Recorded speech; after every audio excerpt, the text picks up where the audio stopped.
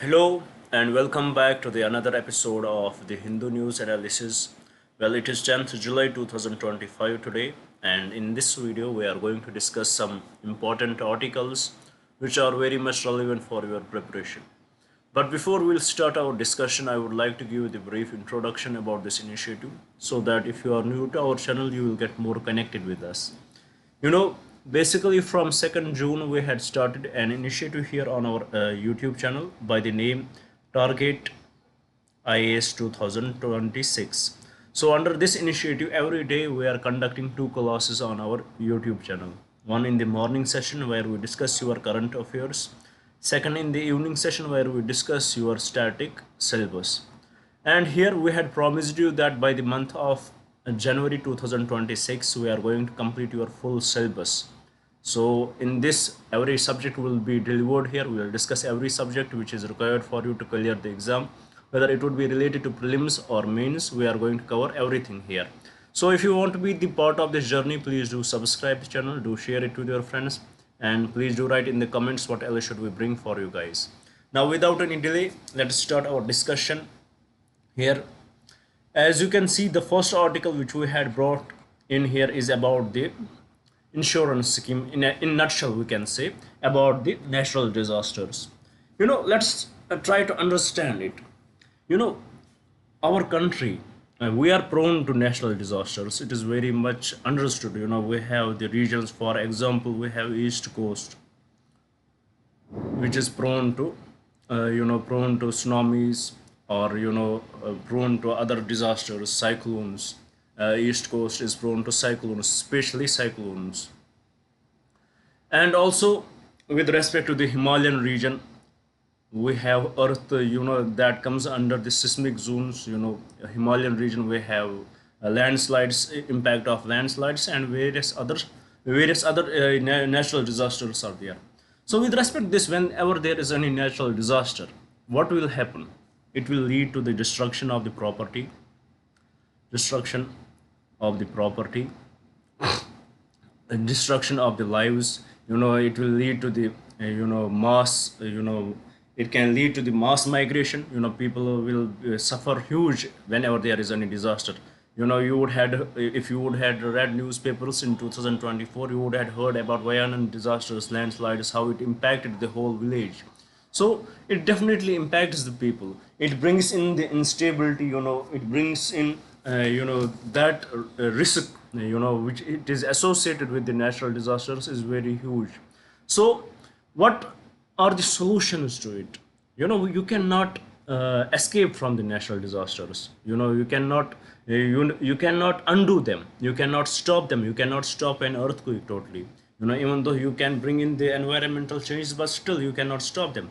You cannot stop the cyclones. So what you can do, there are various ways in which these natural disasters are, the impact of it, the real way, the real understanding of it is to reduce the impact of the natural disasters. How it can be reduced? So there are three ways, in three phases it can be done. First, which is pre-disaster phase. Pre-disaster phase. In this phase, what you do, you plan, you get the real-time information. You have the we have the technologies, we get, we use the technology and get the real-time information about the disaster, when it is going to happen, how much, at what scale there would be the earthquake. Maybe we will get the idea about it, or we will get the idea about when this cyclone will come in on our coasts. We'll get this idea, and in this way we will prepare. We'll get the idea about the rainfalls, we will get the idea about floods. So this is done in the pre-disaster phase, and in this phase we will evacuate the people from the most prone area, that which is going to get impacted. So this is what would be done in this. Then the second is the during disaster phase. During disaster phase. In this phase, what we do, we in the during disaster phase, there is definitely evacuation is important here. There is emergency relief and response is important there, and saving as much as lives as possible. This is done during the disaster phase. Then there is the post disaster phase, in which post disaster phase, in which we will try our best to reconstruct the places which got damaged. We'll try our best to rehabilitate the people who had lost their habitat, and we'll try best to give them the compensation. But we know that during a disaster, for example, if any earthquake is hit in any area, maybe in Gujarat you would have heard about in 2001, or in 2005 in Jammu and Kashmir, it was hit very hard, and the damage was very huge. The houses fell, the people died, many people died during those disasters, during those earthquakes. But what was the response given? What was the relief given? It is very low. You just give the relief so that they can regroup themselves, but you cannot give the exact amount of money what had been lost during this disaster. So with respect to this, you might have the insurance, you might have covered your property under various insurance schemes, but there is one clause often in the insurance schemes that if there is any act of God, then the company will not pay for that. So these disasters, what are these natural disasters? These are the act of the God, and companies are not paying for them. So with respect to this, what is the solution for that? And this article talks about the CAT bonds, which in a nutshell is the catastrophic bonds. Catastrophic bonds. Under this, if what the article says, if these bonds are, they are favored by the government, they are supported by the government, they will, if these bonds are, supported by the government, like it is done in the US post 1990s, it has seen, huge profit in it, huge investment in it, and people are relying on it. And with respect to this, if it is same is done with respect to India, if CAD bonds are, brought forward, if they are brought forward by the Indian government, they are supported by the Indian government, many people will invest in it, many people will pay for this, and definitely it is going to secure the future of many people who live in these disaster prone zones. So this is the core concept of this article. So with respect to this, these catastrophic bonds, they should be governmentally supported. They should be introduced by the government. It would be highly, it will attract huge investors in it. If whenever there is any bond which is supported by the government, that brings in the huge investors, that everybody trusts that, because it is the sovereign bond. So similarly, if it is given by the government, then everybody will trust it, and there would be money investments. But as we are seeing in the US, there are certain shortcomings with respect to the CAT bonds. So what are those shortcomings? First, the conditions are very different. For example, they write the conditions, they are very much vague, and the criteria is very much vague. So here we can cover that. The conditions would be very much, very much understandable, and they might not be very much vague. For example, in USA, if the earthquake is of any magnitude, then this won't work.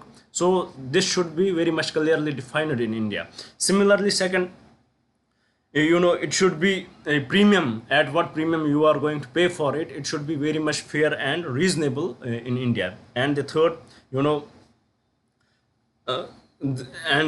these are certain, the premium should be very much reasonable. There should be the criteria, what are the conditions and criteria, it should be very well defined, it should not be that much vague. So if these things are brought in these catastrophic bonds, definitely it is going to impact many people in our country, and because of this, the future of many people in our country will get secured.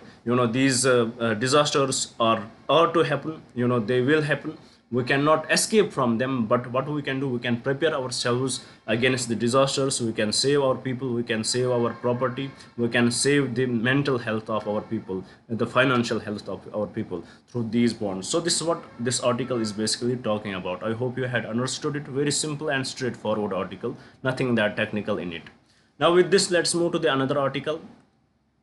Here this article is talking about the custodian brutality being criminal justice, criminal justice reform. Why it is there? Because of the case in Tamil Nadu, where a rogue police officers, there was a victim who was accused of theft in a temple, and he was caught, and he was brutally tortured, and eventually he succumbed to the brutality of police. So finally, when the post-mortem was done, it was understood that he was very much tortured. So with respect to this, we are often seeing such cases that there is police brutality.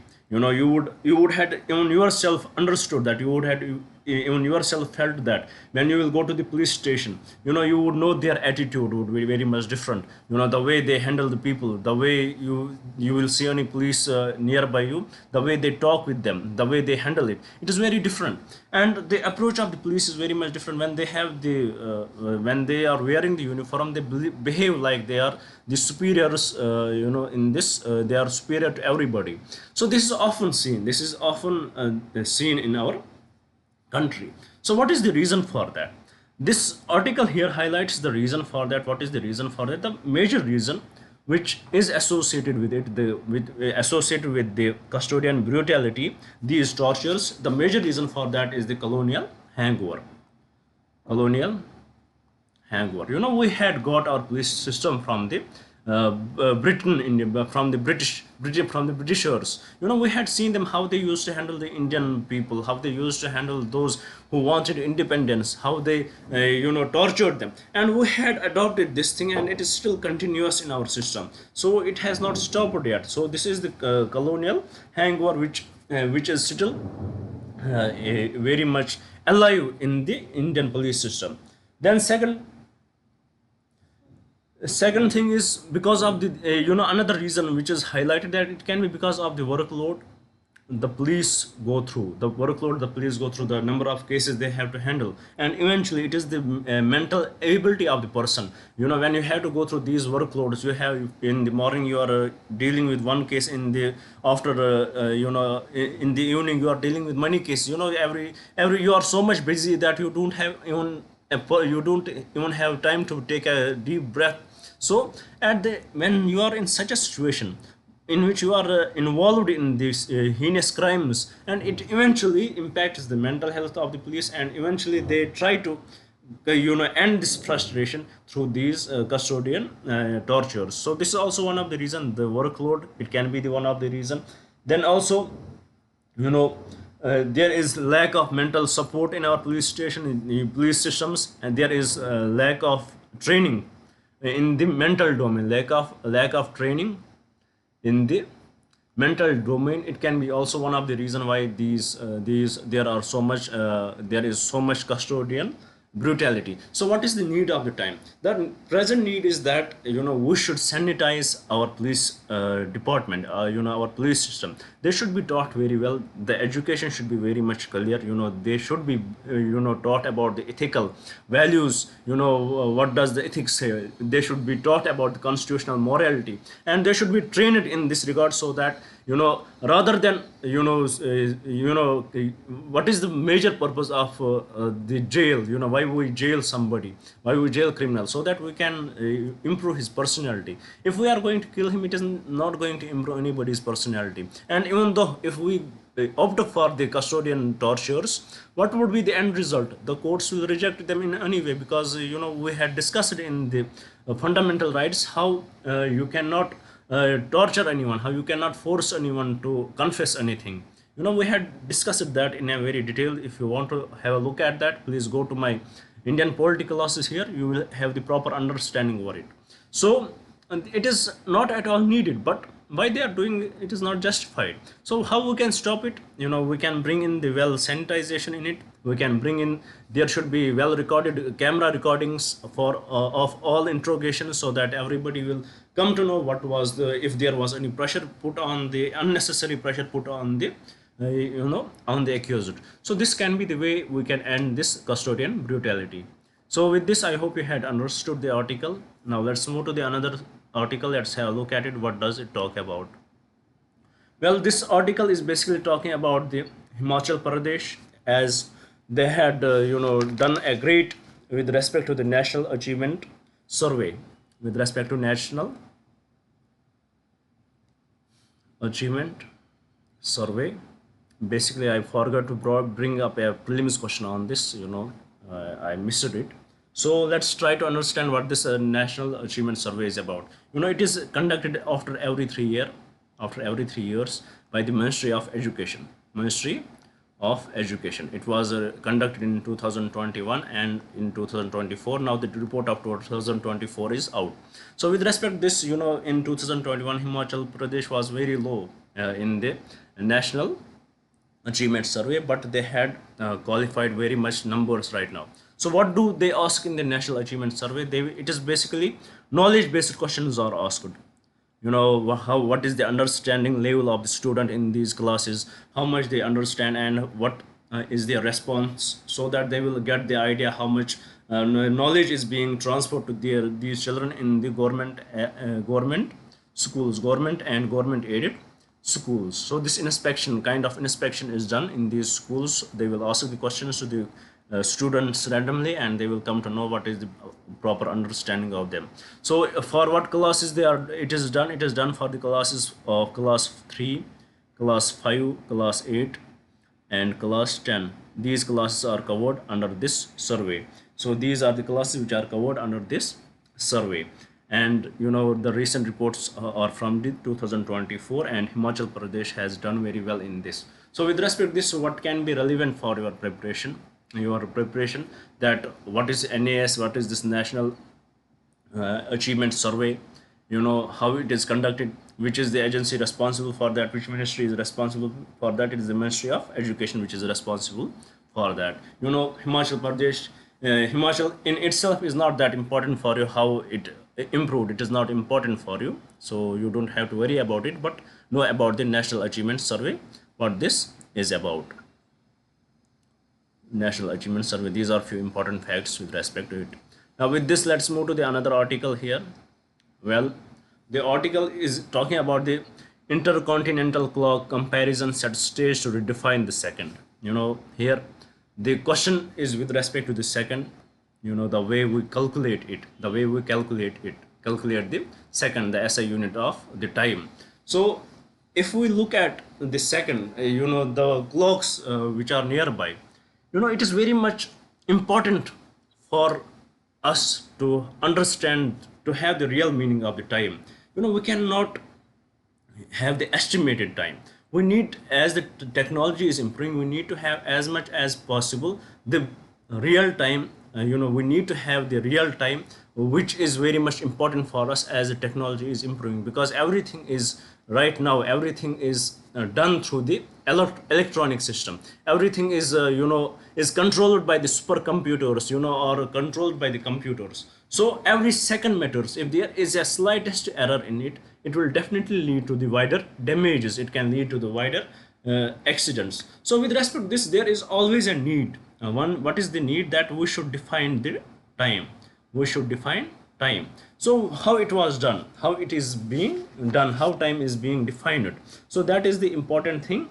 Earlier the time, it was defined by the quartz crystal. Earlier, which the clocks which we have, quartz crystal, it is defined by it. But by the time, there has been the understanding that after every, for example, for a year, if you will have a clock at your home, even though you have the well powered battery to it, you will find one thing, that it is losing the seconds. So definitely there is the loss of time, and this we cannot afford. The losing of seconds in a time we cannot afford, because it can lead to the various disasters. So definitely there was need to improve it, and it was improved by the atomic clocks through the cesium 133 atom, cesium 133 atom. So it was right now which we had established as the atomic clocks. And in the atomic clocks, even though it is very much important, it is very much accurate, but still there are studies which show that in the million years, in 300 million years, it loses 1 second. In 300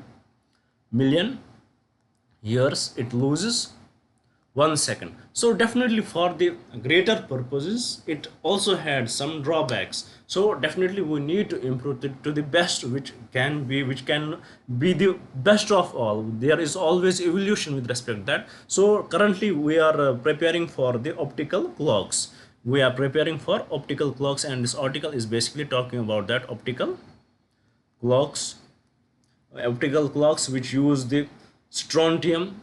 Strontium is used for that, and it is believed that in the optical clocks, less than 1 second will be lost in the in the billion years, in the billion years, in the 15 billion years, less than it leads to the error is only less than 1 second in 15 billion years. So this is how much these optical clocks would be correct. So what are the countries which are involved in building these optical clocks? It is Finland, it is Japan, it is UK, and it is France. So countries like them are involved in building it, and it is believed that by 2030 the world will adopt to the optical clocks, and the initial results which we had got from these optical clocks are very best, and they are very much accurate.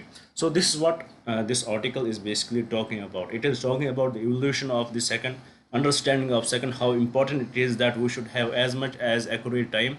And in this journey we had shifted our approach. First it was the quartz crystal, then we adopted to the cesium 133, and now we are going towards the optical clocks. Now with this, let's move to the another article. Let's have a look at it, what it is about. India played key role in bringing out FATF report on terror financing. This is also an important article because this FATF, it is an intergovernmental organization. Intergovernmental organization. It was formed by the G7 countries, basically, and earlier it was set up in 1989, and the major purpose of it was the money laundering.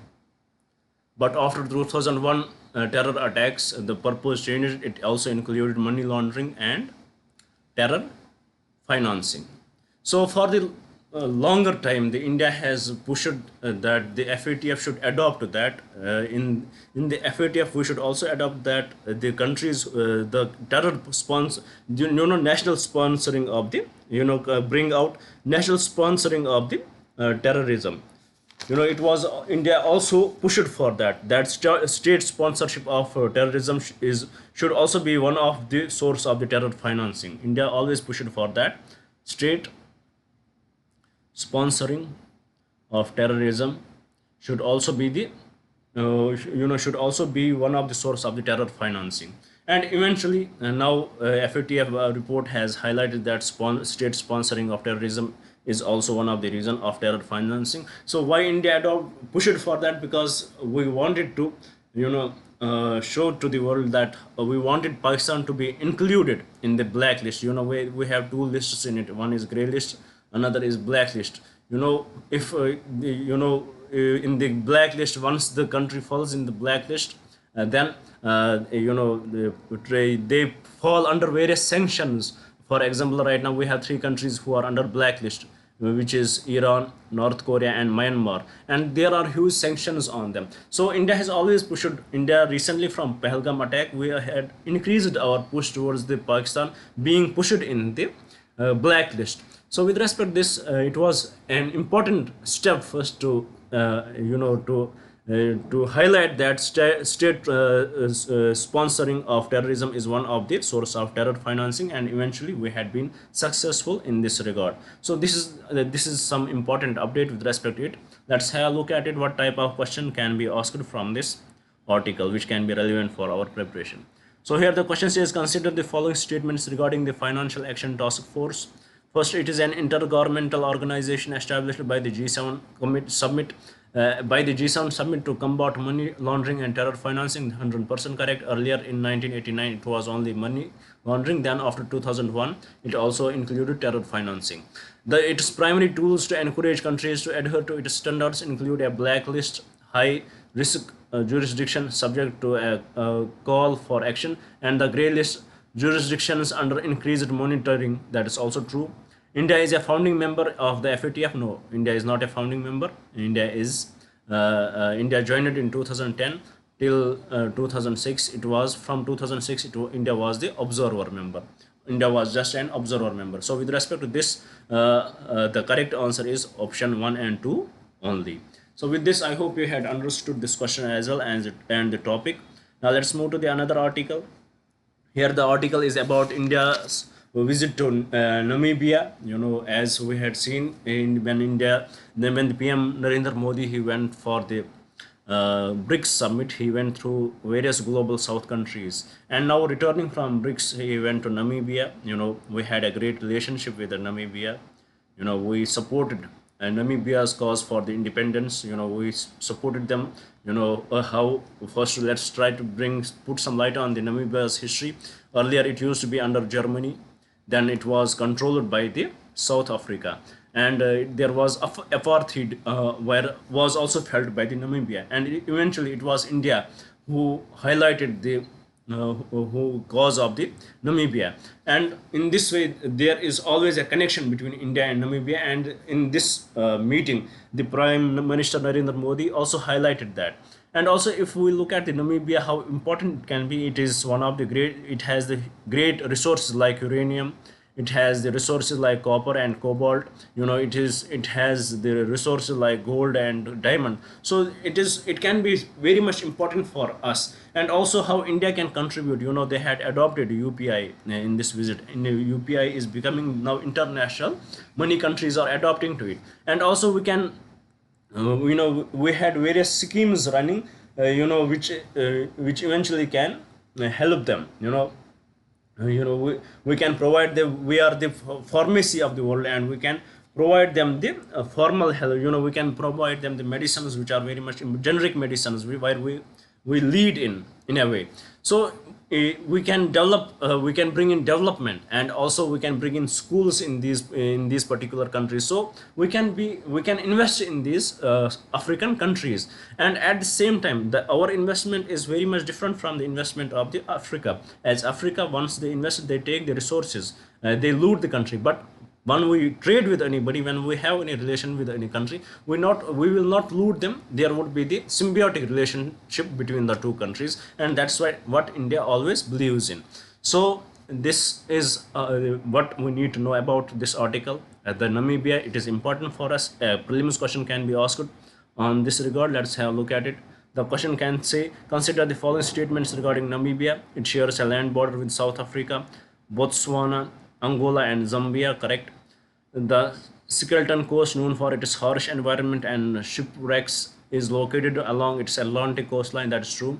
It was formerly a German colony and later administered by South Africa. That's also true. The correct answer is option D.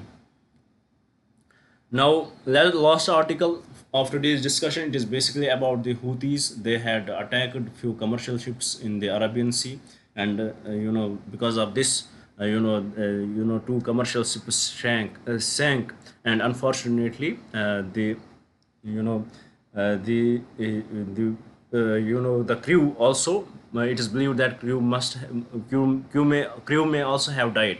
And one thing about these commercial ships, you need to know, India has huge investment in it. India is one of a pioneer in it, and whenever there would be attack on the commercial ships, you have to understand that many Indians would be involved with that, and many Indians may lose their lives. So it is in a way direct attack on Indians if there is attack on the commercial ships. So definitely there is in the Houthi, in the Red Sea, there is conflict going on because of the Palestine issue, how Israel has targeted Palestinian, and the response from the Houthis, which are sponsored by Iran, which is a proxy of Iran, which is controlling the Yemen.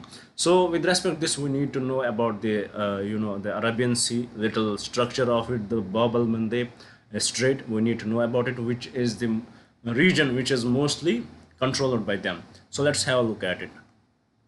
Here the question says, consider the following statements regarding the Bab al Mandeb Strait. First, it connects Red Sea to the Gulf of Aden and the Arabians. 100% correct. It is strategically important for global oil shipment. That's also true. Djibouti and Yemen are the two countries that border this strait. 100% correct. So with respect to this question, all the three statements are correct. So with this, we complete our today's discussion. I hope you would have liked the video. I hope you would share it with your friends, and I definitely hope you would subscribe the channel. Thank you for staying with me. Thank you very much, and have a nice day. And one more thing I would like to mention here, as I told you, every day we upload two videos, one with respect to the current affairs and another with respect to the static portion. And in the static portion, I told you that by the month of January 2026, we are going to complete your syllabus. So as we are delivering the lectures of the various subjects, currently we are delivering the lectures of Indian polity. So at the same time, what we are doing, we are preparing notes for you guys for Indian polity, in which we will discuss every concept, with examples. For example, we will discuss the concept and we will bring in the various model questions with respect to prelims exam if possible. If the topic is relevant for mains, then we will bring up the mains question too, so that it will give the idea which topics are important for you. Once we read the books, sometimes we ignore the important factors because our subconscious does not recognize that it is important for our exam. But if we have the questions after every concept, your subconscious will always recognize that it can be important for your exam, and you would focus on these points. So it makes you remember everything what you read in the book. So that's why this model we had created it. So if you want to get the access of the book, once we will complete our lectures, that would be available. But you would have to pay little amount of money for that, just 200 rupees per book. For example, per subject, for example, for Indian polity, the notes would be available for 200 rupees, and for that you would have to mail us, which is given in the bio. So if you are interested, please do mail us whenever you need it. We will provide the service of our notes. So with this, I would like to conclude our discussion. Thank you for staying with me. Thank you very much and have a nice day.